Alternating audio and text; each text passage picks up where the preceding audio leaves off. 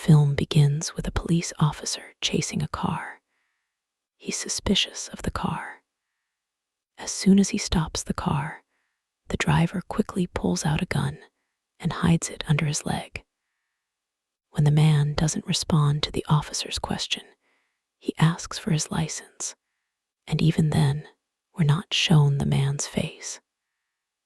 Just then, we see another police car pull up at the same spot, and Officer Jane, the wife of the first officer, emerges.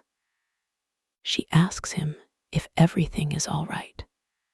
The officer reassures her and says, "Yes, everything is fine. You can leave." Jane was about to turn her car around when she saw the man arguing with her husband in the rearview mirror. She was about to turn around and return, but the man shot the officer. By the time Jane arrived, the officer was dead. Jane tried to shoot the killer to catch him, but he dodged. The scene cuts to the same killer inside a hotel room. There was a news report about a killer who had killed 16 people and was still roaming freely.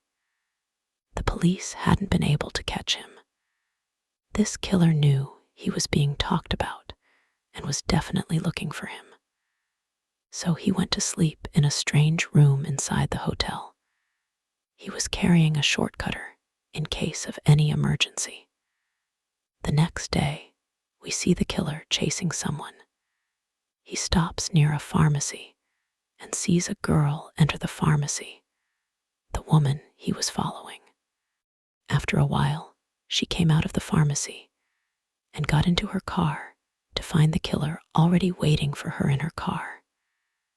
Before the girl realizes there's someone in her car, the killer kills her, then takes her pharmacy keys, goes inside, and collects a multitude of strange prescription drugs. Meanwhile, we see Jane deeply grieving the loss of her husband and the fact that the police have been able to track down the killer. Just then, news arrives that the killer has killed another woman. This makes her realize that the killer is definitely a psycho, and if he's not stopped, he'll move on. So, she decides to find this killer herself, no matter what, and immediately sets about gathering evidence against him. During the time she spent gathering evidence against him, the killer has committed 10 more murders, bringing his total to 32. After this, Chen decides that she won't wait around at home anymore. She'll go out on her own. The case has now become so serious that the police have handed it over to the FBI. Jane, being a police officer, had little control over the case. She knew she would largely have to solve the case personally. We then see the killer, who, while driving down the road, notices another car with a punctured tire. Inside was a couple. The man was busy changing the tire, while the woman was sitting inside. He stops his car a short distance away. He puts on his killer mask, then pulls out a rod from his car, and without thinking, hits the man on the head with it, killing him in one go.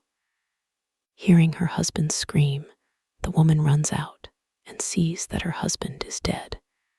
She is terrified. She looks back and sees that the killer is also behind her. She realized she was about to die like her husband. She ran for cover, but it was no use. She died, perhaps not at the hands of the killer, but instead collided with an oncoming truck. The truck driver was about to slam on the brakes to save her, but he too lost his balance, and the truck overturned. Due to the oil inside the truck, a massive explosion occurred. The driver was also killed. The killer stood calmly at a distance, watching the entire spectacle. Afterward, he approached the girl and, using her blood, painted a cynical sign on her car, a symbol of Satan. This gave us the impression that he worshipped Satan and was offering all these sacrifices to Satan. Meanwhile, news of this also appeared in the news. The FBI team quickly began working to solve the case, and Jane also met with them. She said, "I'm not sure what this is. I know a lot about the killer, and he killed my husband too. I can help solve this case." But the current lead refuses Jane's help, leaving Jane distraught. It's here that Rebecca, an FBI detective, is upset by Jane's refusal. It's clear from her that she can help catch the killer, but she can't say anything to her superior. That's why Rebecca invites her to a hotel one evening after work and illegally tells her everything they've investigated about the killer.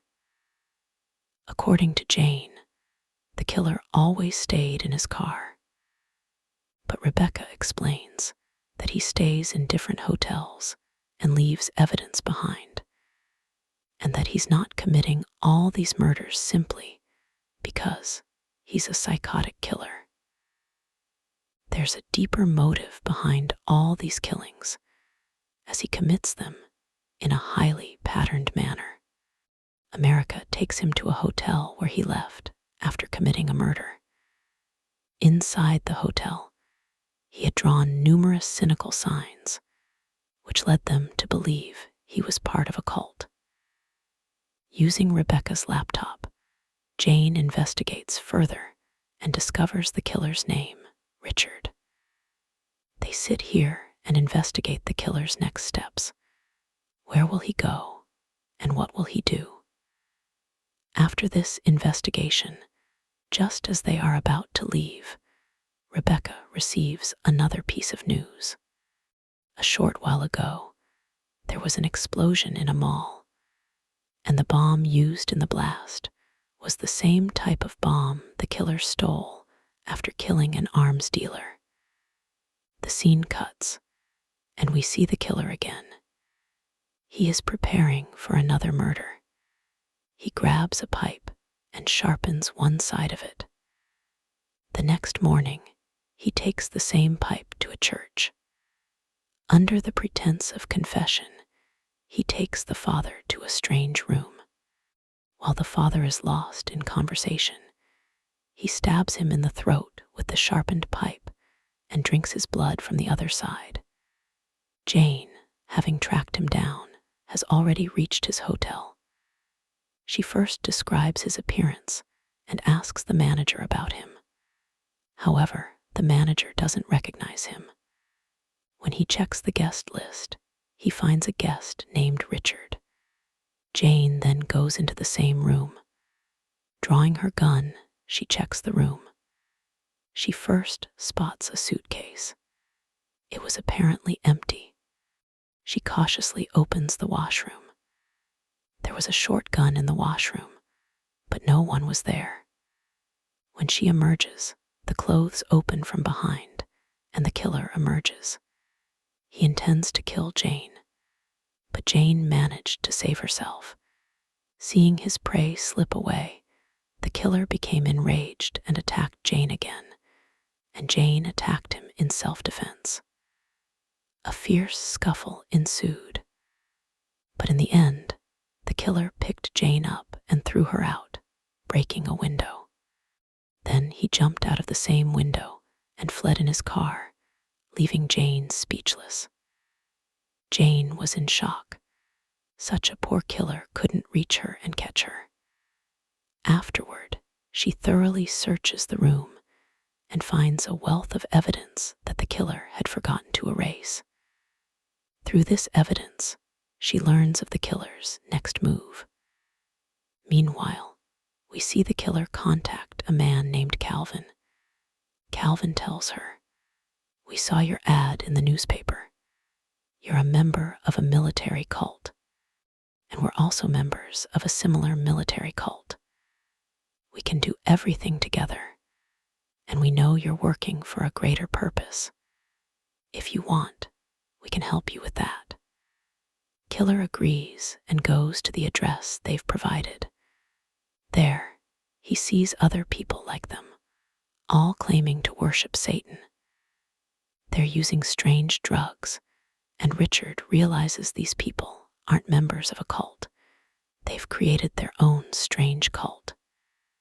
He doesn't say anything to them and goes to his room with Calvin. He's noticed that Calvin isn't behaving like the other members. He tells Calvin, "I need to find a man whose name or address I don't know. I just know what he does." Calvin tells her, "Your work will be done." Then, when the killer turns on the news, he sees Jim giving an interview, talking about him. Strangely, he was delighted by this interview. Not only that, the next day he even called the police station for Jin. When Jin is transferred, he tells Jin, "I'm glad you're following me, and you're not afraid of me. I'll keep leaving evidence for you along the way to get to me." Hearing this, Jane is astonished at how the killer himself could have called her. Well, now she's even more cautious, knowing that what the killer is saying is true. The scene cuts back to the same cult. There, the cult's leader, Thomas, first drugs all the members of his cult, and then forces them to perform absurd acts. The killer, standing there watching, is deeply offended. He realizes that Calvin was still not involved in all this. We see that whenever the killer meets Calvin, he even removes his mask, as if he has complete trust in him. Well, now that Calvin has given him the address, name, and phone number of the man he mentioned, his purpose for coming here is fulfilled. He leaves Calvin with a piece of advice. If you may not like those cult members, don't go inside again. I'm leaving you. Calvin hadn't understood his point yet, but he would come back a little later. Now, he takes an axe and a can of gasoline and goes back inside the mansion. In the same room where the rampage was taking place, he brutally kills everyone with his axe. Finally, he splits their leader's head open with the axe, sending blood spurting everywhere, resulting in his own tragic death. Afterward, he pours gasoline all over the place and sets it on fire. After finishing all this, just as he was about to leave, he saw a companion near the window.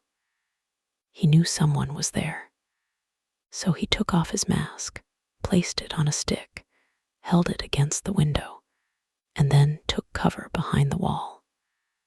As soon as he faced the mask, a bullet was fired, shattering it into pieces. It turned out to be none other than Jane, who had tracked him down using the evidence he had left behind.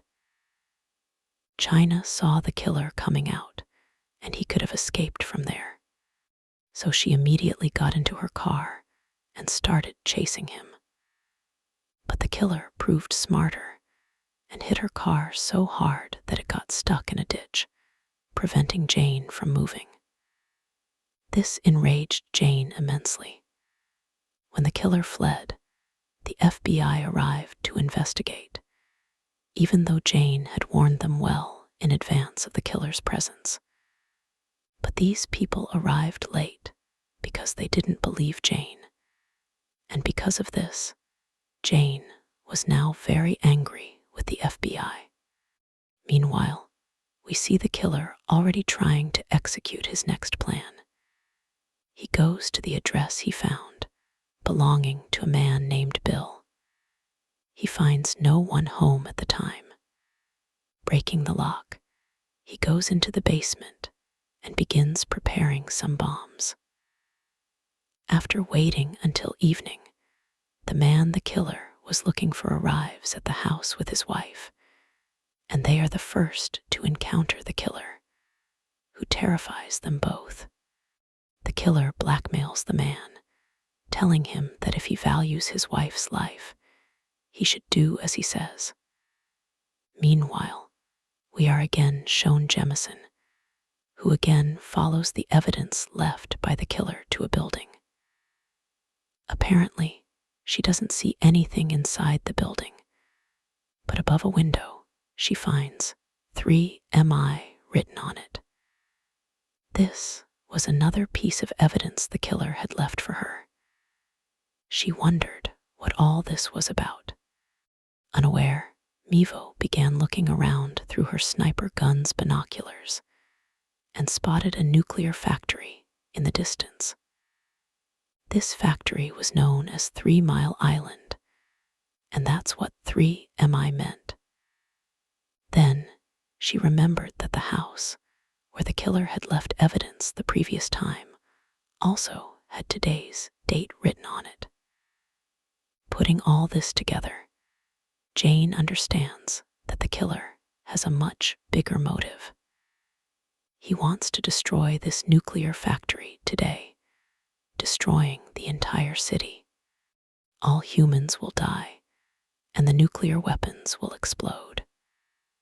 The race will spread disease to surrounding cities. Here, we begin to understand the entire plot behind the killer's capture of the poor man. He was actually the manager of 3 Mile Island, the nuclear power plant. The killer sneaked into his car and arrived. It didn't take much investigation to get inside. It's shown that he had hidden the man's wife in the same car to blackmail him. He then grabs the man from an alley and takes him inside, where they encounter 2 guards. The killer immediately steps behind them and throws 2 small grenades, causing a massive explosion and killing both guards. He then moves forward and encounters 2 more guards. He kills them with his short gun and takes the man to the control room. He then blackmails everyone there with his gun, forcing them out of the room. Here, Jane, having understood the entire game, quickly came to this nuclear power plant to save the people. She told the security guards that something terrible was about to happen inside. We must tighten security immediately. While they were talking, the alarms started ringing. The security guards, who initially disbelieved Jane, realized that Jane was right and that something was really wrong inside. As they went inside with Jane, they saw that not only was there a problem inside, but the entire situation had deteriorated. All the guards there were dead, and everyone in the power cell was standing outside, terrified. Inside, we saw the killer urging the man to activate the power plant. Although he didn't want to, the killer threatened him, saying, "If you don't, I will kill your wife." He ignored everyone else, thinking only of his wife, and blackmailed by the killer's words, activated the power plant. After which, the killer didn't spare him either. He killed him with his short gun. After which, he places a grenade in the control room and takes off his shirt. People outside see that he had bombs strapped to his entire body and wanted to blow up the entire factory with them. He was planning suicide. They think we should talk to him, but Jane says he's not the type to talk. He's already committed over 50 murders, and his sole aim is to wreak havoc, for which he doesn't even care about his own life. They now try to break down the door from outside.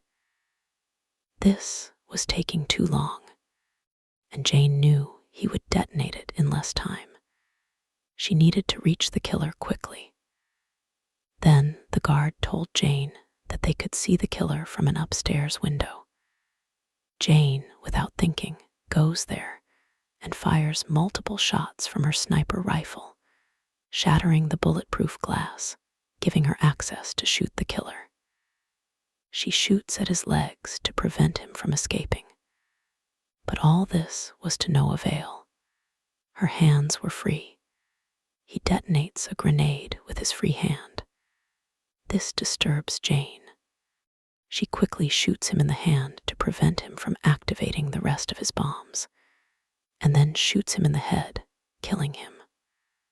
Finally, she has avenged the deaths of all those he killed. But she is still not happy, not relaxed, because a burning grenade still lies inside, which could explode at any moment, destroying the entire city. But just in time, the guards manage to open the door and deactivate the net. Finally, the city is saved, and we are shown the post-credits scene of the movie. A major twist here is that we learn that on the day Jane killed this man, he wasn't dead. He was still alive, but he was in police custody and being taken to prison. Was it possible to keep such a vicious killer in prison? And would the situation remain normal in the future? This was the problem Jean, who had now moved on significantly in her life, had always worried about. She was constantly worried that the killer might return to his work. But now she could do nothing about it. The court had decided his punishment. And thus, the story ends, giving the movie an unsatisfying ending.